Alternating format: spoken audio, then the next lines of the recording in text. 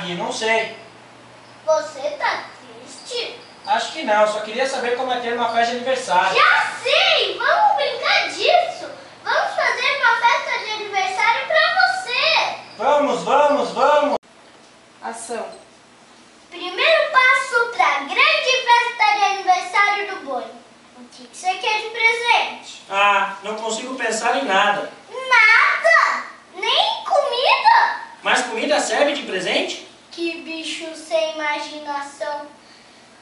Bom, tá na hora do meu programa favorito. Quem não sabe ele não nos dá uma ideia? Qual? O monstro verde e gosmento contra-ataca? Não, esse a mamãe achou melhor eu não assistir mais. Valeu, cortou.